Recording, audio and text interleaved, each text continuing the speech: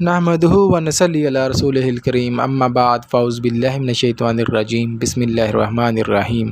شروع اللہ کے نام سے جو بڑا مہربان نہایت رحم کرنے والا ہے۔ آج جس موضوع پر ہم بات کریں گے اس کا عنوان ہے کیا اذان سے پہلے صلاۃ پڑھنی جائز ہے؟ آج اس کے حوالے سے ہم بات کریں گے۔ اس سے پہلے کہ میں اس کے حوالے سے بات کروں، آپ لوگوں سے گزارش ہے کہ میرے چینل کو سبسکرائب کر دیں، ویڈیو کو لائک اور شیئر کر دیں اور بیل آئیکن کو پریس کر دیں تاکہ ہر ویڈیو آپ تک پہنچ سکے۔ تو سوال ہے کہ اذان سے پہلے صلاۃ پڑھنی جائز ہے؟ یعنی یہ درود پڑھتے ہیں اذان سے پہلے، کیا یہ جائز ہے؟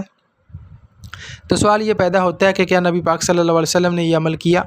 کیا نبی پاک صلی اللہ علیہ وسلم نے اس عمل کے لیے اجازت دی؟ نہیں۔ تو سوال اس کا ہے کہ اللہ کے نبی صلی اللہ علیہ وسلم نے نہ یہ عمل کیا نہ اس کی اجازت دی۔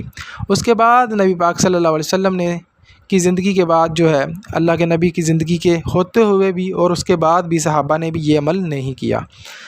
تو حضرت بلال جو ہے سب سے بڑے مؤذن اسلام کے گزرے ہیں، انہوں نے اپنی اذان سے پہلے کبھی بھی صلاۃ نہیں پڑھی، اور یہ بات یہ بھی مانتے ہیں کہ حضرت بلال نے اذان سے پہلے کبھی بھی صلاۃ نہیں پڑھی، اور یہ بات بھی یہ کہتے ہیں کہ ہاں اس نے نہیں پڑھی۔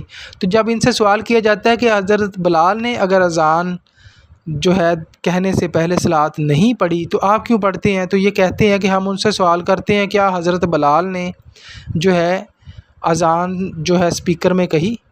ہم سپیکر میں اذان کہتے ہیں۔ اللہ کے بندے، سپیکر میں اذان کہنا یا سپیکر کے بغیر کہنا، سپیکر کا دین کے ساتھ کوئی تعلق نہیں ہے، تو یہ اس کا سوال کا جواب نہیں بنتا۔ لہٰذا یہ جو عمل ہے اذان سے پہلے صلاۃ پڑھنا یہ جائز نہیں ہے۔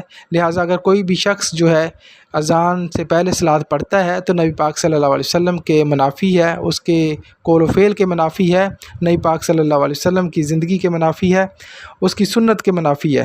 تو لہٰذا یہ عمل کرنا اسلام سے اس کا کوئی تعلق نہیں ہے۔ اپنا ڈھیر سارا خیال رکھیے گا، دعا میں یاد رکھیے گا۔ اللہ حافظ۔